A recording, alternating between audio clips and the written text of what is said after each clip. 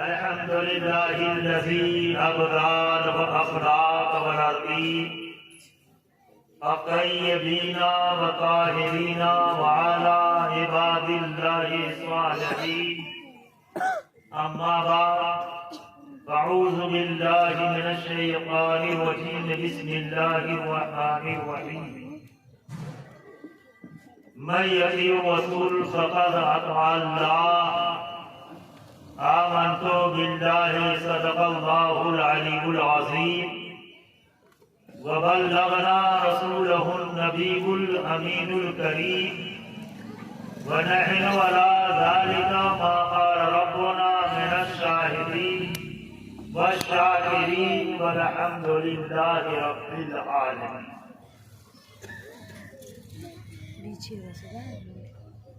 محترم حضرات، آج کا یہ محفل پاک،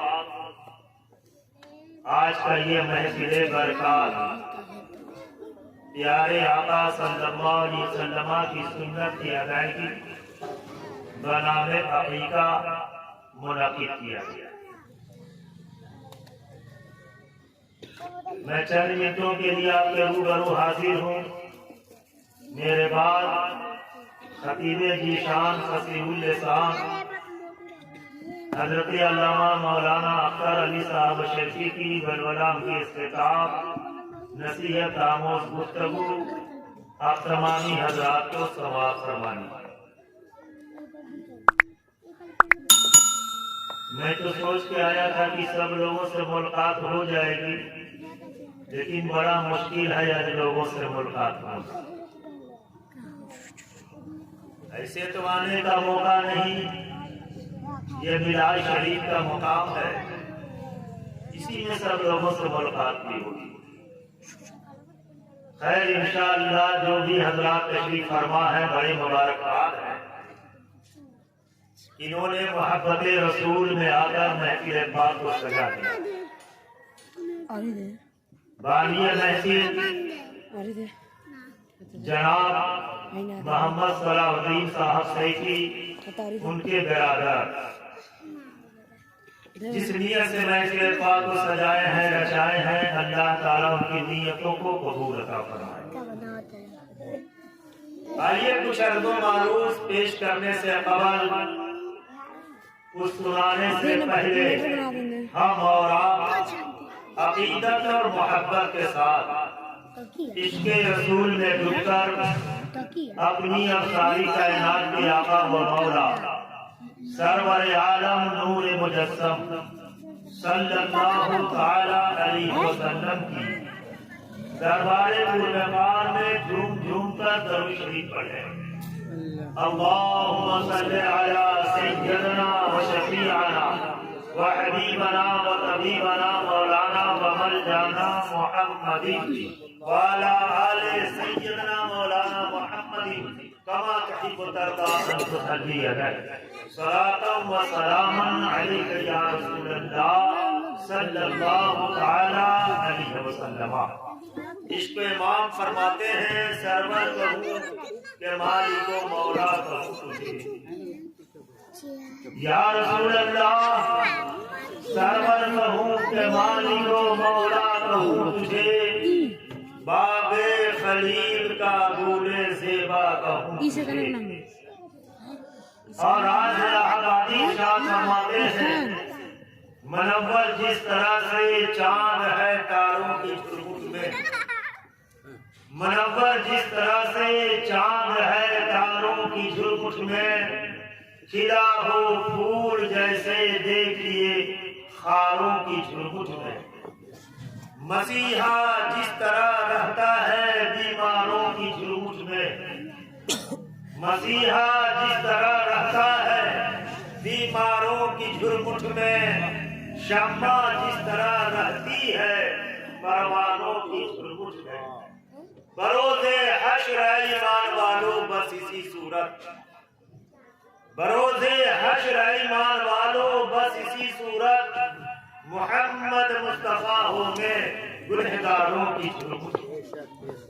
محترم حضرات اور قمر سلمانی نے یوں قلم بند فرمائی، ارشاد فرماتے ہیں لذت عشق نبی دل میں چھپائے رکھیے، لذت عشق نبی دل میں چھپائے رکھیے، یہ خزانہ ہے لٹیروں سے بچائے رکھیے۔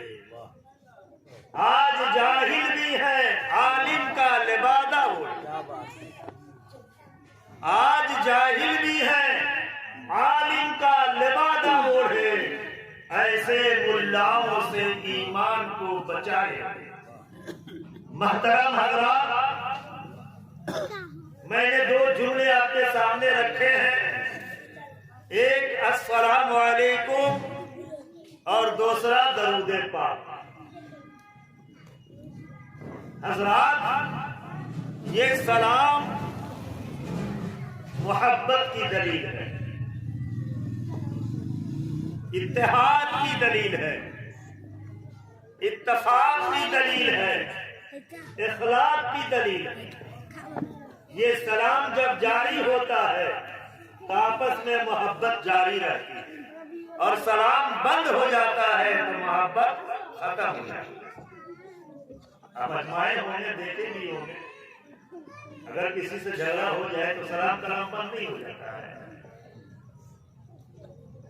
لیکن میرے آقا کونین صلی اللہ تعالی علیہ وسلم ارشاد فرماتے ہیں، یہ سلام محبت کا وہ جذبہ عقیدت اور خلوص محبت ہے کہ جب انسان کی بول چال بند ہوتے ہیں اور سلام کو شروع کرتا ہے، یہ سلام اس کے دلوں کو جوڑ دیا کرتا ہے۔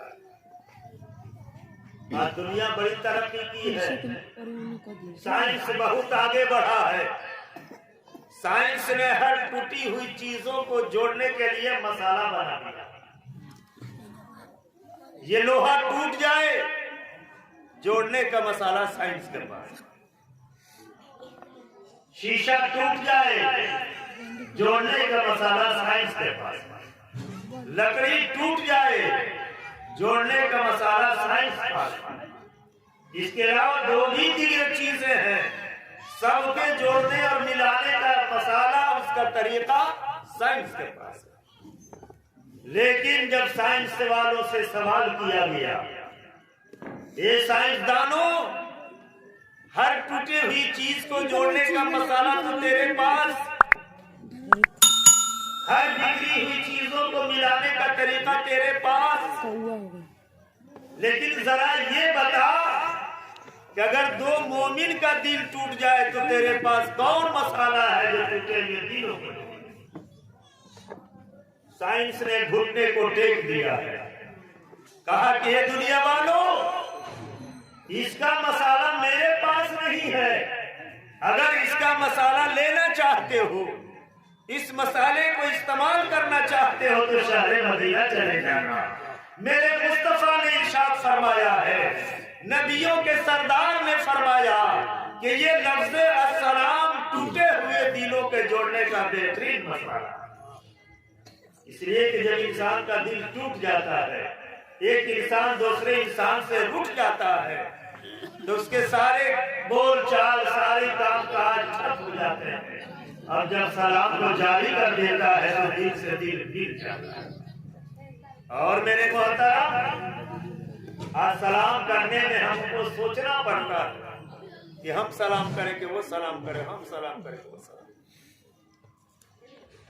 لیکن حضرات مسئلہ سن لیجئے، سلام میں چھوٹا بڑا کوئی نہیں، جس کی نظر پہلے پڑ جائے وہی سلام۔ اس لیے کہ سلام کرنا بھی فضیلت، اور سلام کا جواب الا اللہ محمد رسول اللہ صلی اللہ تعالی علیہ وسلم۔ میں ایک مثال دینا چاہوں گا، وہ حدیث نبی ہے۔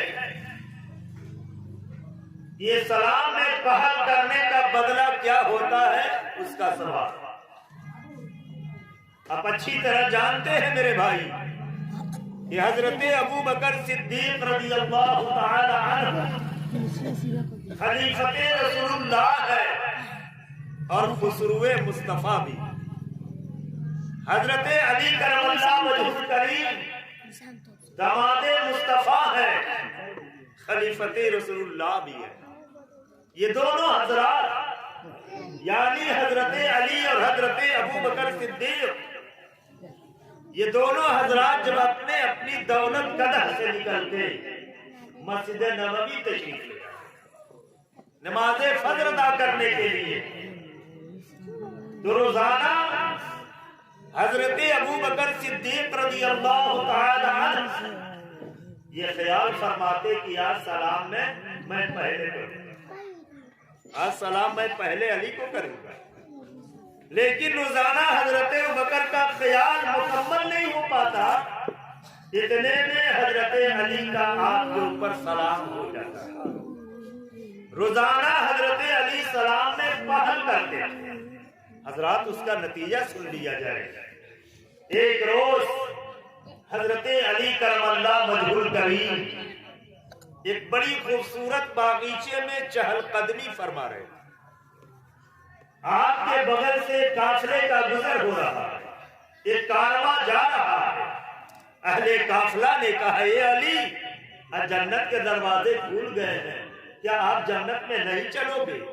हजरत अली पाक ने फरमाया कि बेशक मैं चलूंगा। हजरत अली जन्नत के महलात के सामने पहुंचे। एक से एक खूबसूरत मंजिल है, एक से एक खूबसूरत महले हैं। हजरत अली करमल्लाह वजहुल करीम एक तरफ से मुशाहिदा करते गुजर रहे हैं, देखते हुए चल रहे हैं। एक महल के सामने पहुंचे तो उस महल पे हजरत अली करमल्लाह वजहुल करीम लिखा। तो जन्नत के महल पर हजरत अली करमल्लाह वजहुल करीम का नाम लिखा हुआ। हजरत अली वहीं रुक जाते हैं। दारोगा जन्नत रिजवा से पूछा, ए रिजवा, मेरे किस अमल की बुनियाद पर अल्लाह तबारक व तआला ने अपने फजल से मुझे ये जन्नत अता फरमाई?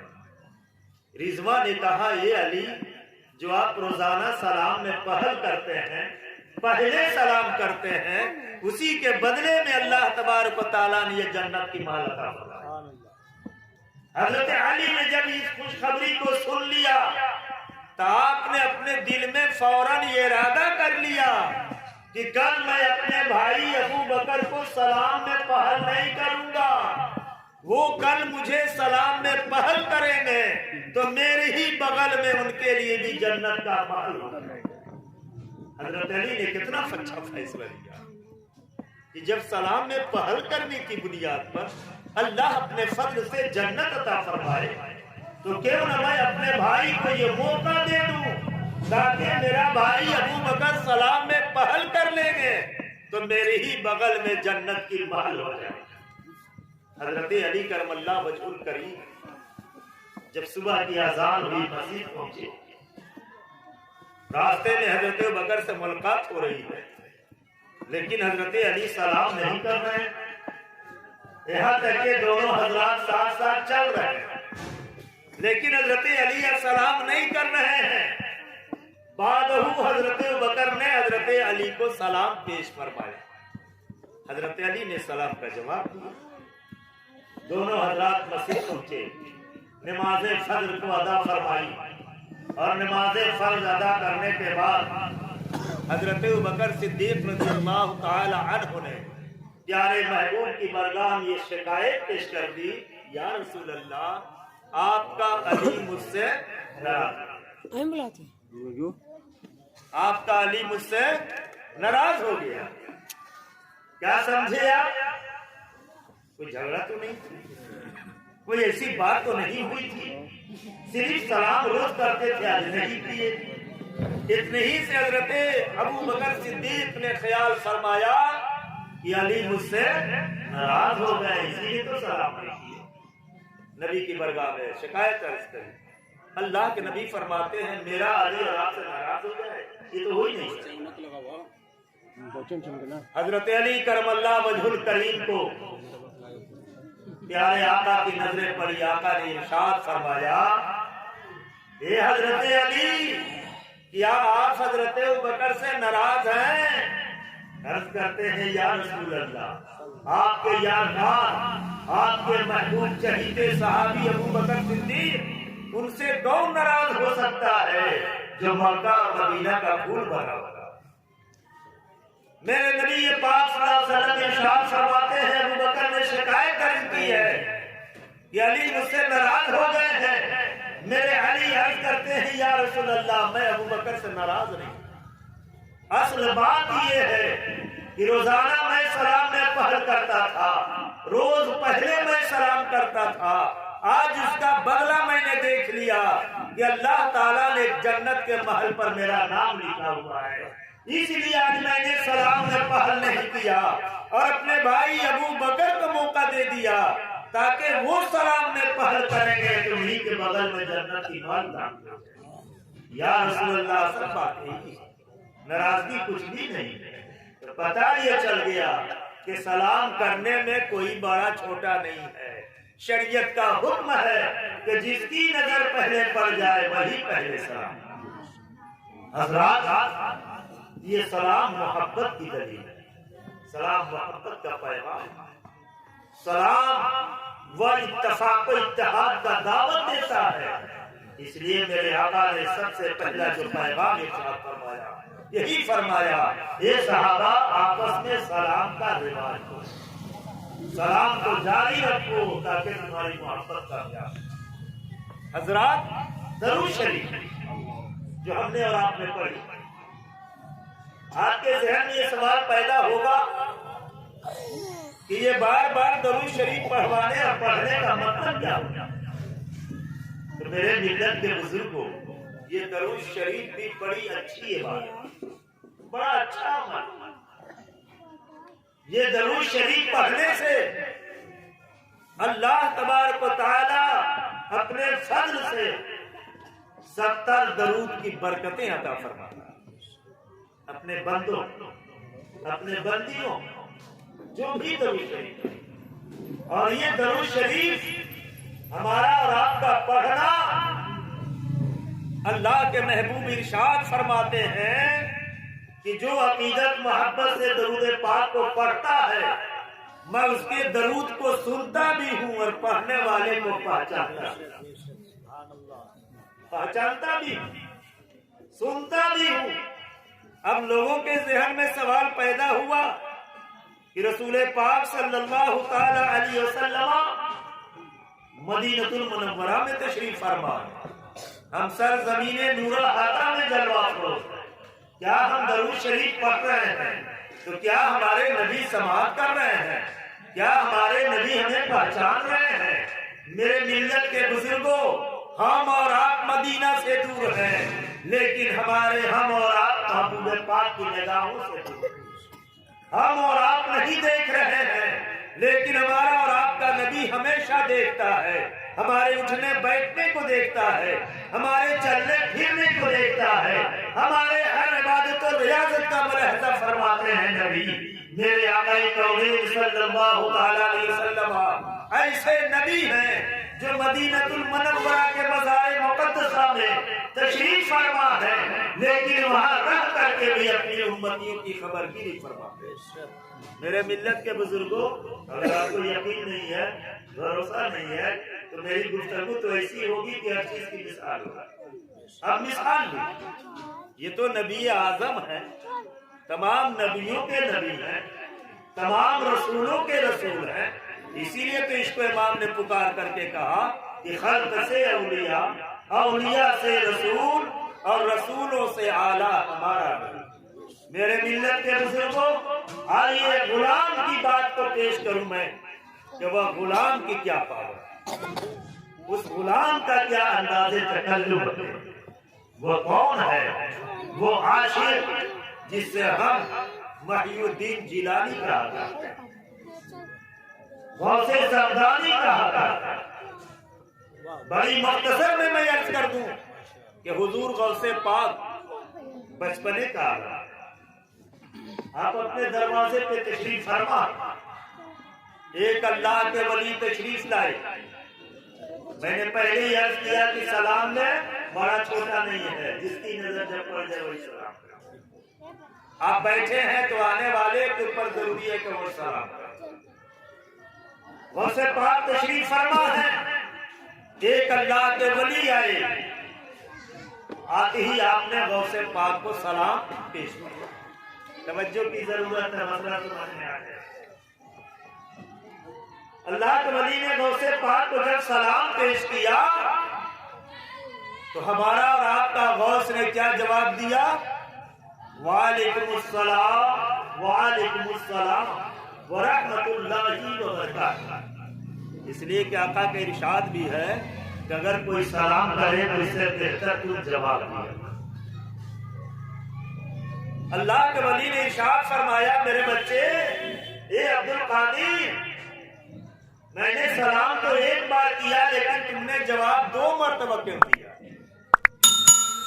آپ بھی سوچئے گا، اگر آپ کسی کو سلام کریں اور 2 مرتبہ جواب دے دیں تو آپ کے دل میں کتنے خیالات پیدا ہوں گے؟ کیا وجہ ہے کہ 2 مرتبہ جواب؟ یا تو میرا مذاق کیا یا میری استہزاء کی ہے، طرح طرح کے دل میں باتیں پیدا ہوں گی۔ اللہ کے ولی نے بھی عرض کیا، ارشاد فرمایا میرے محی الدین عبد القادر، تو نے میرے سلام کا جواب 2 مرتبہ دیا۔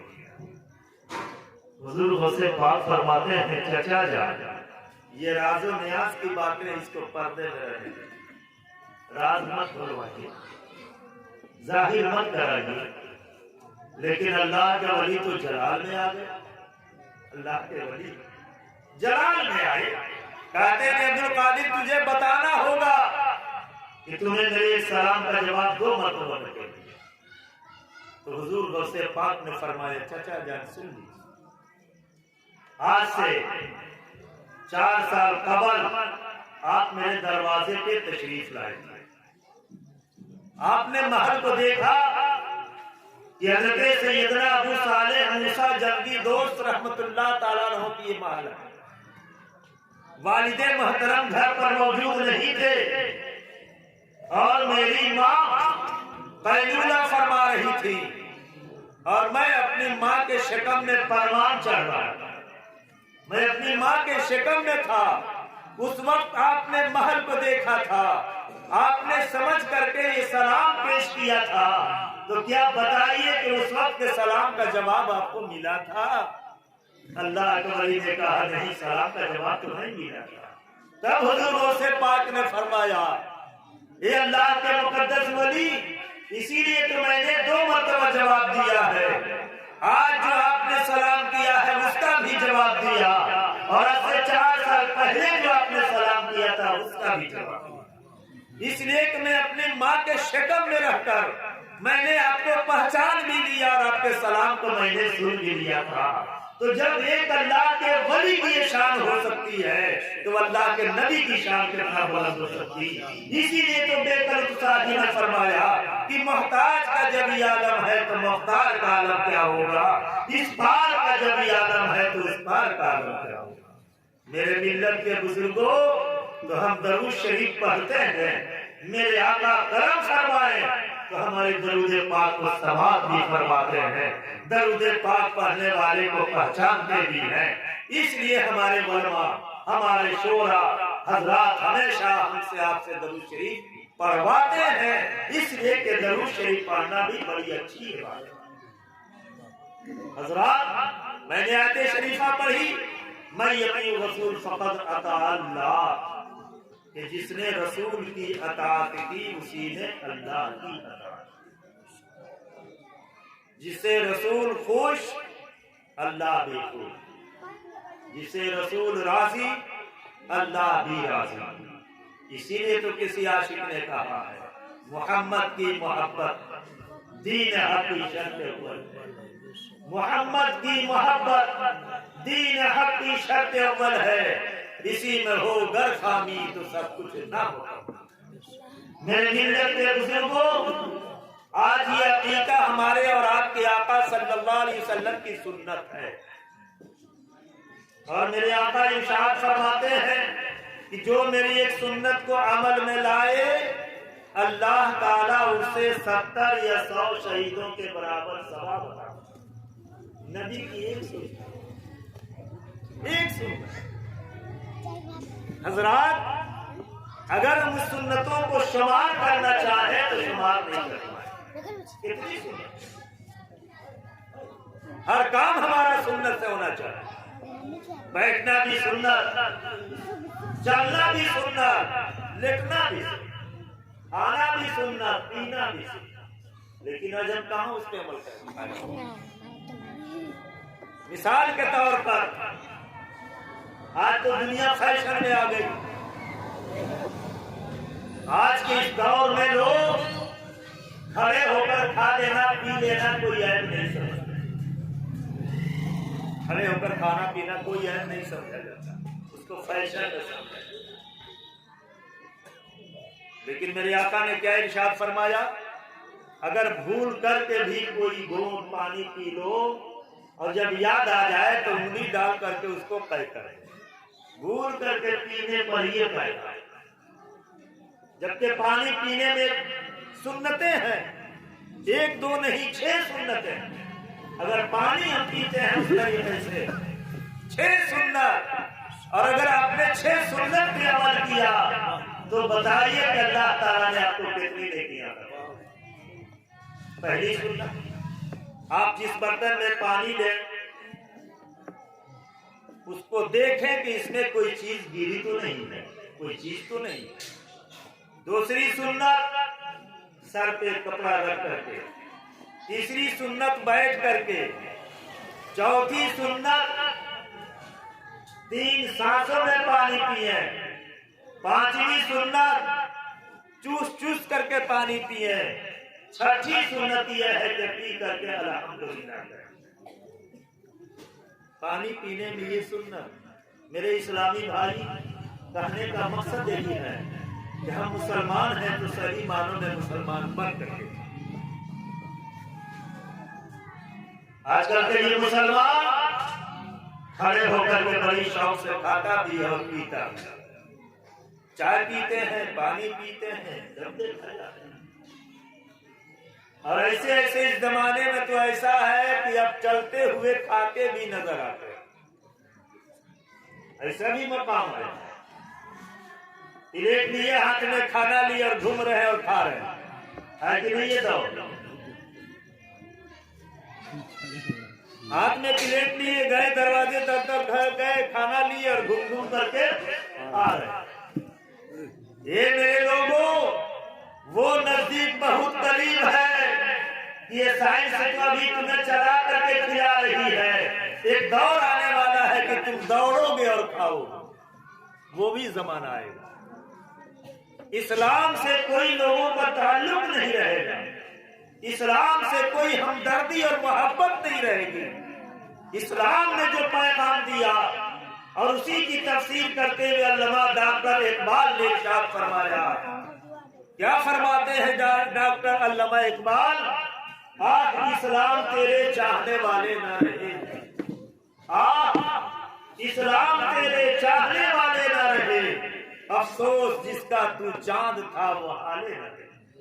میرے ملت کے بزرگوں، کھانا کھانا بھی نبی کی سنت ہے، اور اس میں کتنی سنتیں ہیں.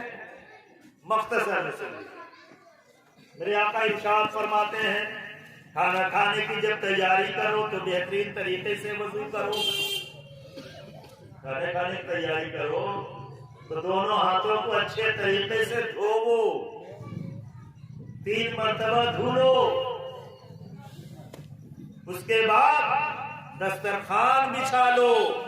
اس لیے کہ یہ دسترخوان آج کوئی نئی چیز نہیں ہے، یہ دسترخوان کوئی نیا فیشن نہیں ہے، بلکہ یہ دسترخوان تو حضرت ابراہیم کے لیے بھی آیا، حضرت عیسیٰ علیہ السلام کے لیے بھی آیا. اس لیے دسترخوان بچھاؤ اور کھانا جب سامنے آ جائے تو بسم اللہ الرحمن الرحیم پڑھ کر کے شروع کرو. صحابہ کرام نے عرض کیا یا رسول اللہ، کیا کھانے کے لیے بھی وضو ہے؟ میرے نبی فرماتے ہیں صحابہ سمجھے کیا؟ یعنی دونوں ہاتھوں کو کلائیوں سمیت 3 بار دھو، اس طرح سے دھو، اور دھونے کے بعد اسے کپڑے سے خشک مت کرو، سکھاؤ نہیں. کھانا شروع کرو، کھانے کے بعد الحمدللہ کہو، پھر ہاتھ دھو تو تمہاری مرضی، چاہے تو ہاتھ پوچھ لو چاہے تو ہاتھ دھو، مرضی. میرے آقا فرماتے ہیں بسم اللہ شریف پڑھ کر کے کھانا شروع. بسم اللہ الرحمن الرحیم و بسم اللہ برکت اللہ، اس لیے کہ جس چیز پر بسم اللہ شریف پڑھ دی جاتی ہے اس میں شیطان داخل نہیں، اور جس کھانے پر بسم اللہ شریف نہیں پڑھا گیا وہ ہمارے اور آپ کے لیے مرض فرمایا ہے رسول پاک نے کہ جس کھانے پر بسم اللہ شریف نہیں پڑھا گیا وہ تمہارے لیے بیماری ہے، مرض ہے تمہارے، لہذا بسم اللہ شریف پڑھ کر کے شروع کرو، اور کھانا کھاؤ تو اس انداز سے کھاؤ کہ برتن کی جو چیزیں اسے کھا لو، ساری چیزیں کھا لو، جو نقصان دینے والی ہوں انہیں الگ کر دو، جو نقصان والی نہ ان کو ساری چیزوں کو کھا لو، اور کھانے کے بعد اپنی انگلیوں کو چاٹو، اپنی انگلیوں کو چاٹو، اس لیے کہ کھانے کے بعد جو اپنی انگلیوں کو چاٹ لیتا ہے تو اللہ تبارک و تعالیٰ اسے سفید مرض سے محفوظ رکھتا ہے،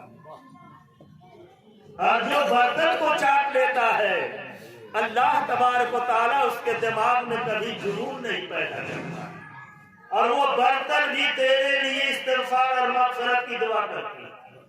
تو میرے نبی یہ کھانے کا طریقہ فرماتے ہیں، اور اگر روٹی کی ٹکڑا یا کوئی چیز دسترخوان پر گری ہو، چاول پڑا ہو تو اس سے چون چون کر کے کھا لو، یہ کھانے کی وجہ سے اللہ تعالیٰ تجھ پہ رحم فرماتا ہے، عذاب جہنم سے تجھے آزاد رکھتا ہے۔ اور میرے آقا ارشاد فرماتے ہیں گری ہوئی چیزوں کو کھا لو، چون چون کر کے کھا لو، تاکہ وہ کھانا تیرے لیے دعا کرتا ہے، وہ دانا تیرے لیے مغفرت کی دعا کرتا ہے، اور کوئی دانا زمین پر اگر گر جائے تو اسے اٹھا کر کے کھا لو، اس لیے کہ تجھے معلوم نہیں ہے کہ اللہ تبارک و تعالیٰ نے کس دانے میں برکت رکھی، اس لیے نبی فرماتے ہیں ساری چیزیں کھا لو۔ حضرات اب آپ سوچ رہے ہوں گے کہ دانا گر جائے دسترخوان پر اسے چن کر کھا لیا جائے تو اللہ تعالیٰ کا اتنا بڑا فضل اور اتنا بڑا کرم ہو جائے، تو آپ کے دل میں شک شبہ پیدا نہ ہو، میں اس کی دلیل عرض کروں گا۔ حضرت علی کرم اللہ وجہ الکریم اپنے غلام کے ساتھ سفر میں شہر مدینہ سے نکلے، زمین پہ نظر ڈالی تو دیکھا ہے آپ نے کہ ایک جو کی روٹی پڑی جو ریتی گرد آلود ہے، مٹی میں لت پت ہو چکی ہے۔